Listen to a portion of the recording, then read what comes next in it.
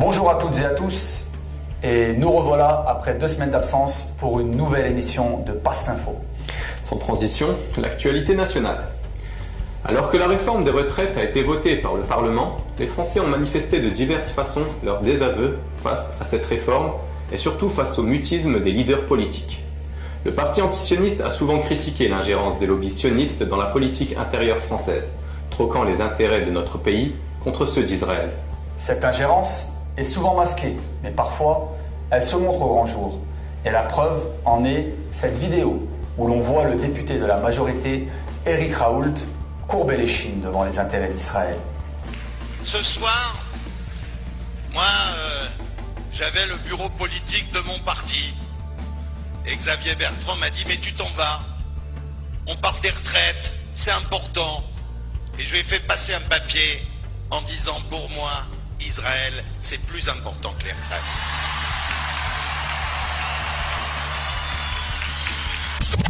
Actualité internationale.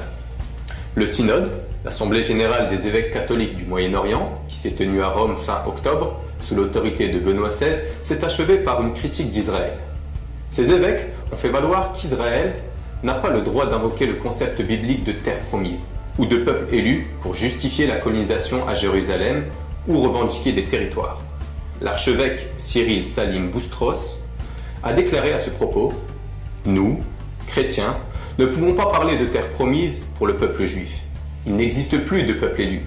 Tous les hommes et les femmes sont devenus le peuple élu. » Et il a ajouté « Le concept de terre promise ne peut être employé comme base de la justification du retour des Juifs en Israël et du déplacement des Palestiniens. » La justification de l'occupation israélienne de la terre de Palestine ne peut se fonder sur les Saintes Écritures.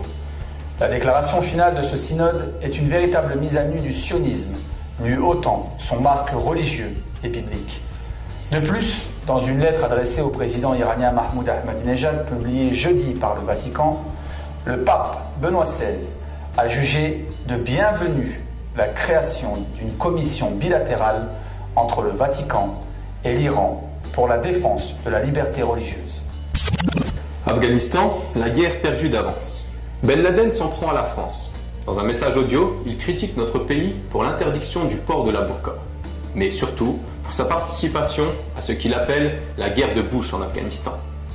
La participation de la France à la guerre en Afghanistan est selon lui la cause des prises d'otages au Niger et surtout de la perte d'influence de notre pays auprès des pays musulmans. 50 militaires français ont déjà été tués au cours de cette guerre, qui n'ose pas dire son nom. Il s'agit officiellement d'une participation française aux côtés des États-Unis.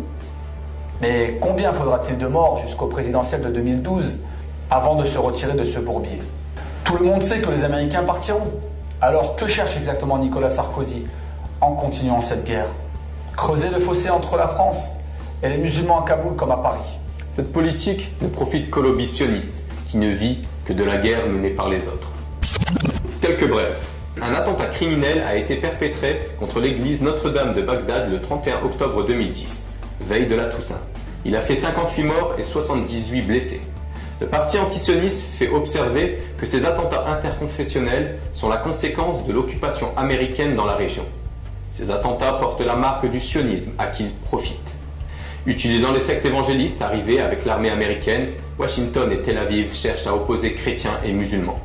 Revenons en France et parlons de la grande soirée de la solidarité sioniste. Le lundi 29 novembre à 20h30 au Palais des Congrès de Paris, qui est la capitale de la France. Un spectacle organisé par Stéphane Bern et Cyril Hanouna, parrain de la Tzedaka 2010. À savoir que la Tzedaka est une obligation de la Torah de pourvoir aux besoins financiers du peuple juif et non de l'entité sioniste. Il y aura un grand nombre d'invités. Je les cite: Jean-Pierre Foucault, Michel Boujna, Rika Zaraï, Daniel Lévy, etc. Visite de Bernard Kouchner au Liban. À l'occasion de la venue de Bernard Kouchner au Liban, un haut responsable du Hezbollah libanais a déclaré que l'unique intention du ministre français était de diviser les différentes communautés qui forment le Liban. Pour mieux le connaître, je vous propose d'écouter une partie du discours de M. Yazbek. La politique de l'oligarchie et des dominateurs C'est elle qui divise la société en société d'Occident, Orient, afin qu'ils puissent encore mieux dominer le monde et soumettre et assouvir les gens et mieux profiter de leurs biens. Et ça fait que l'Orient et l'Occident sont divisés. Mais nous disons que toute la société occidentale, en Europe, même en Amérique, sont nos amis. Et entre eux et nous, il n'y a aucune sorte d'animosité. Mais c'est notre position, c'est le sionisme. C'est le sionisme qui ne veut pas du bien pour l'humanité. Il faut savoir que la totalité de l'interview est disponible sur le site du Parti antisioniste. Le saviez-vous?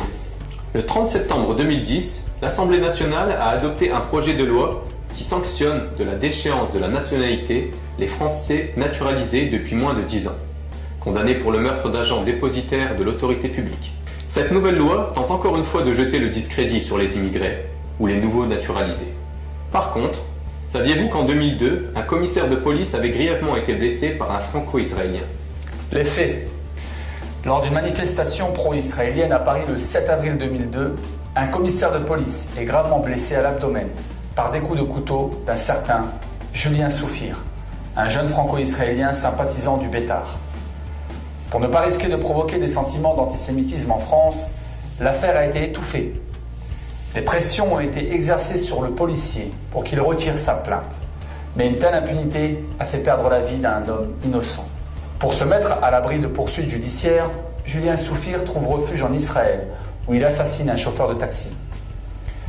En effet, le 14 mai 2007, le meurtrier monte dans le taxi d'un arabe israélien, Tezir Karaki, traverse la ville de Jérusalem, puis l'invite à boire un thé dans un appartement où il lui assène 24 coups de couteau dans le dos et à la gorge.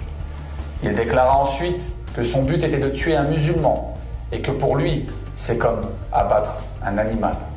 En définitive, on remarque que l'État sioniste devient la terre promise d'un meurtrier qui échappe à la justice de notre pays et que Julien Soufir ne craint pas de perdre sa nationalité française. On vous remercie de nous avoir une nouvelle fois suivis dans cette émission Passe l'info. Et à la semaine prochaine.